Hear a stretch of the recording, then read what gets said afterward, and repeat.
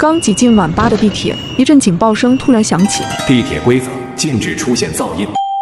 警报响起后，地铁里陷入一片死寂，只剩几个刷视频的人仍然沉浸在最大音量的外放里，边看边笑。还没等我反应过来，车厢内突然闪烁起刺眼的红光，车门轰然打开，那几个笑呵呵的乘客变得双目无神，整齐地放下手机，排队跳下了车。车门在关上时，玻璃上已经染满了血色。面对这骇人的场面，我狠狠拍了拍脸，发现并不是梦。环视四周，满是和我一样慌张的乘客。这时警告声再度响起，检测到环境无噪音，规则正式启动。一、地铁行驶中，每10分钟抵达一个站点，请乘客们留意车间广播。2、每抵达一个站点，地铁开门，请勿在车厢内持续逗留。3、本路线除起点和终点外，共有6个站点，每个站点都有各自的规则，请务必遵守。4、完成站点规则后，乘客方可安全回归车厢，前往下一站。严禁提前回归，否则后果自负。5、驶过6站之后，地铁抵达终点，唯有终点代表安全生还。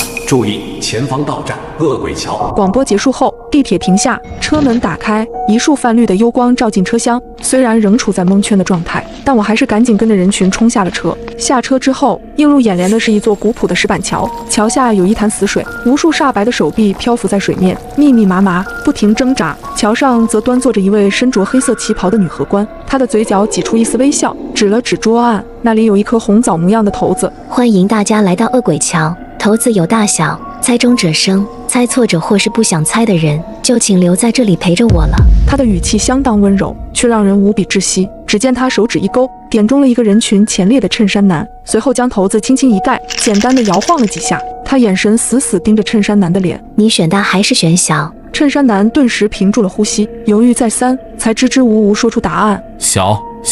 盖子揭开，骰子上的点数是5。恭喜你，留下来陪我吧。衬衫男的双眼顿时失去了神采，和之前跳下地铁的乘客如出一辙，仿佛提线木偶一样向池边走去，皮肉瞬间被腐蚀得干干净净。一阵惨叫声扎进众人的耳朵，眨眼的功夫，水面上又多了条漂浮的手臂。荷官却如同没看到这惨烈的一幕，反而笑得更加开心。下一位，骰子摇晃，是大还是小？大吧。答案揭晓，骰子正上方的点数是3，池水上方又是一阵撕心裂肺的哀嚎。光是皮肉腐蚀的画面，就看得我心惊肉跳，不敢直视。而桥上的荷官仍在不停点人，摇晃着骰子，宣判着众人的生死。因为下车时跑得比较慢，所以我处在人群偏后方的位置。前面一共有32人参与，仅有11人猜中了大小。当然凡事总有例外，一位大妈不顾规则的要求，选择死活不开口。结果1分钟后，大妈在众目睽睽之下，一口一口地慢慢咬死了自己。随着荷官缓缓一指，排在我前面一位的校服少女颤颤巍巍走上了桥。你选大还是选小？少女额间全是冷汗，咬紧牙关说出了自己想了很久的答案：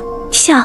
开盖之后，她看到了点数6，她绝望地向我伸手求救，却又自顾自地一头扎进了水里。惨叫声穿过我的耳膜，因为下一个就轮到我了。骰子轻轻摇晃，荷官微微一笑：是大还是小？我看着他渗人的眼神，从小抽卡就没出过好东西的我，实在不敢把生命寄托到运气上。荷官见我愣神，又开口问了我一次：是大还是小？从他温柔的眼神里，我猛然读出了一条最重要的信息。那一瞬间，每个人猜大小的场面都从我的脑海中掠过。原来规则就藏在他的话语之中，因为荷官会根据摇出的结果问出不同的问题。如果结果为大，他的问题是你选大还是选小；如果结果为小，他则会换一个问法，是大还是小。所有人都处于惊惧之中，竟没发现他这2套不停切换的固定话术。想清一切关节之后，我坚定地开口：小。结果停留在2，我长舒一口气，从死亡的气息里走了出来。我刚想转头把判断方法告诉剩下的乘客，却瞥见荷官对我微妙一笑，他伸出食指停在嘴唇上方，比出了晋升的手势。第1站结束，只有不到20人活着回到了车厢里。地铁重新启动，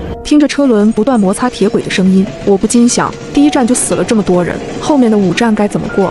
正当我心绪不宁的时候，旁边的女生轻轻拍了拍我的肩膀：你好，我叫青青。你好，你找我有什么事吗？接下来的站点，我想找你合作。如果我没猜错的话，在恶鬼桥，你其实已经看穿了真正的玩法，对吧？我不禁皱紧眉头。你怎么知道？青青没有正面回答，而是学着荷官的样子，把食指放到嘴唇上。因为我看见他也对你比了这个手势。我深吸一口气。没错，我发现了规律，那就是在大小不同时，他各有一套询问的话术。居然和我的解法并不一致。我找到的规律是他的摇动，如果顺时针则为大，逆时针就是小。听了他的话，我不禁陷入沉思，原来生路不止一条。随后我看了看青青闪烁的眼眸，忍不住继续问：你还有别的发现吗？他沉吟片刻说：有，但你可能接受不了。什么？其实我们可能早就死了。青青的话让我陷入震惊之中，直到他引导我目光移向座位的下方，这才发现车厢的内壁上竟藏着密密麻麻的划痕和烧痕。看到了吗？这辆地铁表面上光鲜亮丽，其实早已经千疮百孔了。我怀疑我们乘坐了同一辆出事的地铁。与此同时，广播声突然响起：注意前方到站地狱山。车门打开，一股炽热的暖流立马涌进车厢。下车之后，对面是一座极高的火山，岩浆喷发，不断往山下流淌，在山脚下聚成滚烫的一滩，只是靠近就感觉快要被蒸发融化。而岩浆的边上站着一个身着判官服饰的男人，他拿着一个个黑色的石碑，诉说着地狱山的规则。欢迎来到地狱山，请各位直面恐惧。这里的规则很简单，只需要喝一杯来自山顶的岩浆，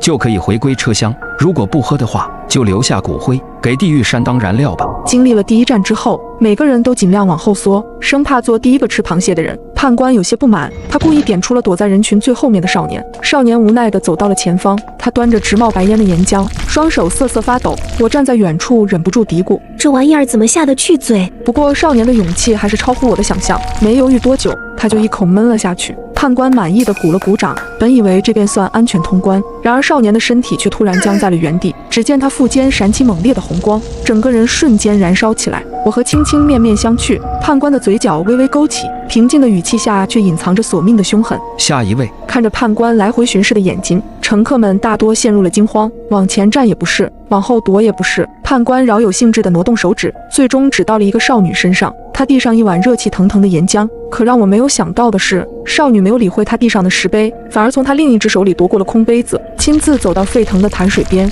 盛了满满一杯，在众人惊诧的目光里一饮而尽。看着浑身冒烟的她，我皱紧了眉头。这是什么狠人？本以为不出3秒时间，他就会和那位短发少年一样爆体而亡，可足足过了很久，待到白烟消散，他都没有发生任何异响，反倒是一直表情玩味的判官陷入了一霎的错愕，最终无奈地鼓起了掌。精彩，精彩！直到这时，众人才终于反应过来，少女过关了。原来这就是地狱山的奥秘，既不能不喝岩浆，也不能喝判官递过来的，而是要自己亲手去盛上一杯。我看向旁边的青青，你知道这是什么原理吗？青青显然也在思考其中关节。你还记得地狱山规则的第一句话吗？我回忆了一下判官的说辞，只需要喝一杯来自山顶的岩浆，就可以回归车厢。不，前面那句，请各位直面恐惧。直面恐惧？没错，炽热的岩浆就是我们恐惧的来源，只有主动去喝下它，才算是直面恐惧，而从判官手里接过来的，只能算被动的妥协。我终于恍然大悟，有了少女的示范，后面的人通关就容易了许多。除了一个人因为只装了半杯，被判官推进了岩浆里，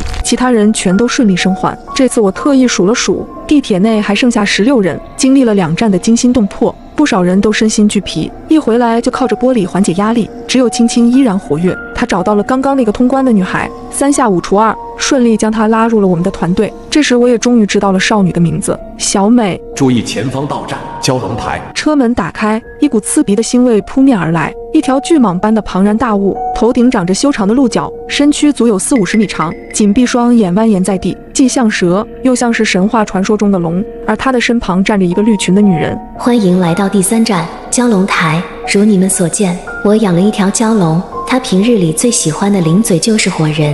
你们需要在蛟龙台带上1炷香的功夫，此间它会在这里自由活动，以你们为目标。1炷香之后，没有被它吃下肚子的幸存者就可以离开此站。说罢，女人拿出一尊金色香炉，流出淡淡白烟。蛟龙双目一睁，露出2只火热的瞳子。还没等我们仔细琢磨女人讲述的规则，蛟龙便已经开始了行动。它虽身长40-50米，看起来相当笨重，却有着快如闪电的速度，吓得所有人都抱头逃窜。一位腿脚不利索的大叔，因为跑得太慢，第一个被蛟龙衔进了嘴里。看着这个场景，所有人跑得更加卖力。可蛟龙台的面积并不算大，而且没有任何遮掩身形的物体，空空旷旷，压根没给多少逃跑的余地。蛟龙的身影四处腾挪，每每只需要一口就能吃下1整个人。该怎么办？破解方法是什么？我一边拼死逃命，一边在心里不断回顾女人的话，但不停的跑动让我有些大脑缺氧，完全没法静下心来思考。而场上蛟龙的移动却是极快，转眼间又将一人吞进腹中，3两下消化个完完全全，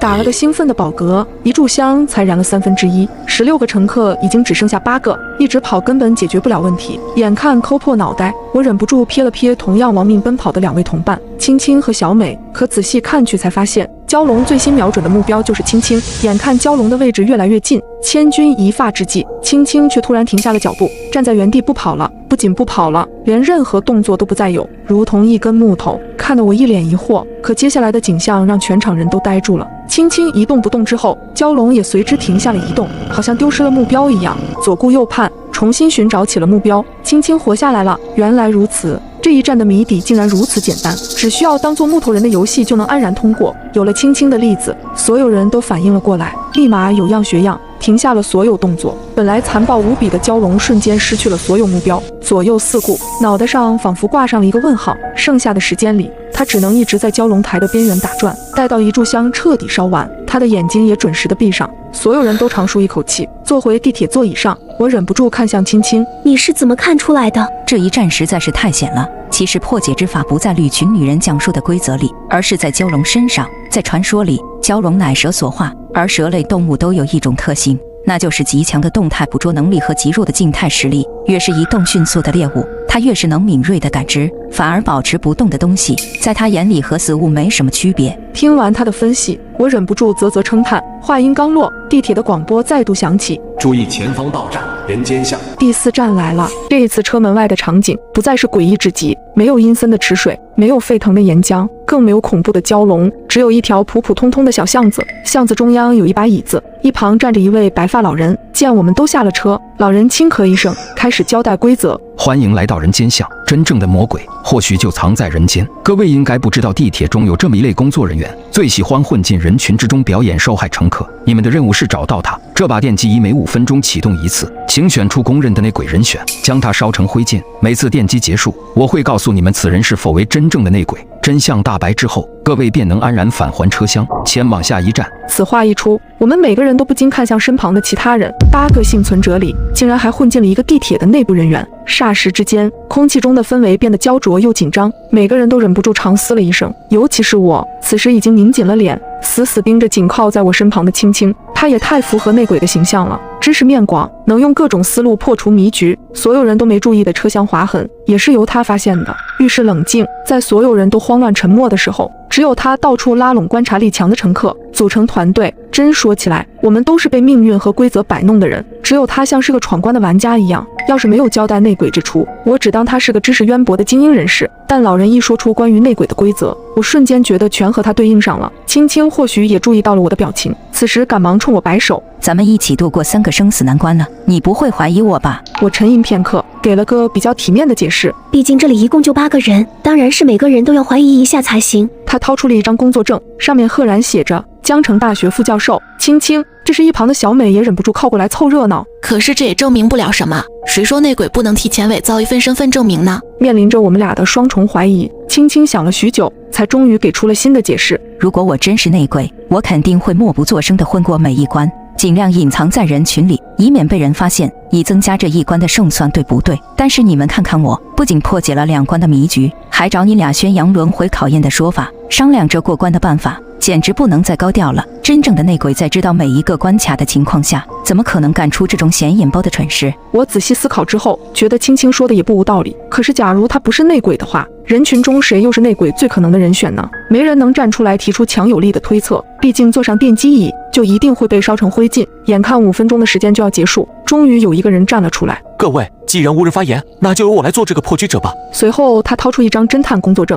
鄙人不才，从事这私家侦探的工作，擅长推理。”侦探？那你说说看，内鬼是谁？侦探手指一伸，指向了一直站在比较边缘位置的一位秃顶大哥：“我们要找的内鬼就是他。”我忍不住问：“为什么是他？”侦探轻咳一声回道：“你们要相信一个侦探的业务能力。我从第1站开始就在观察你们每一个人的行为。我知道你们有些人可能会怀疑这个叫青青的女孩，她的表现非常亮眼，就像是提前知道了地铁的运行规则一样。但根据我的观察，她在每一站里眼神都在不停向上瞟，那是思考的标志。微表情是很难骗人的。反观这位大哥，看似平平无奇，没有被推举出来的理由，但但只有我注意到了，他一路沉默寡言，几乎没和任何人产生交流，目光也一直都非常呆滞，一回到车厢就开始眯眼睡觉，这哪像是能活过3战的样子？但他偏偏就成为了幸存的8人之一，走过了一半的难关，所以我断定他就是那个隐藏颇深的内鬼。听完侦探一连串的推理，场中甚至有人鼓起了掌，因为时间即将到达5分钟，没等那位秃顶大哥反驳，就被人死死地按在电机椅上。时间抵达之后，电机椅上电光四射，没几秒的功夫，秃顶大哥就被烧成了灰烬。电击结束之后，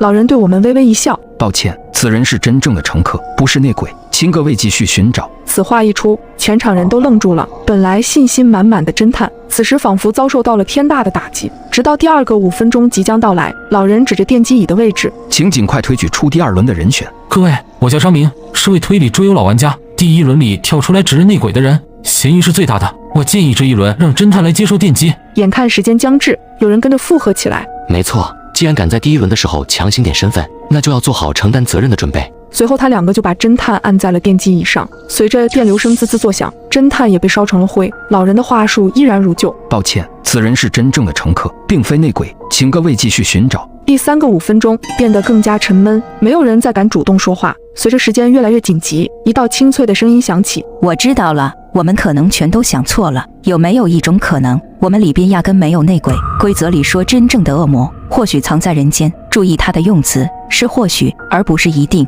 所以我大胆地猜测，我们之中根本就不存在内鬼，只要我们不推出任何一个人，就不会出事。听完他的分析，我们恍然大悟，这一次没有人再强行推人坐上电机椅。一阵噼里啪啦过后，老人的声音响起，恭喜各位找出了真相，你们可以前往下一站了。车厢里，我忍不住叹出一口气，人间道的互相猜疑实在太过可怕，不知道后边又是什么考验。注意前方到站，修罗场。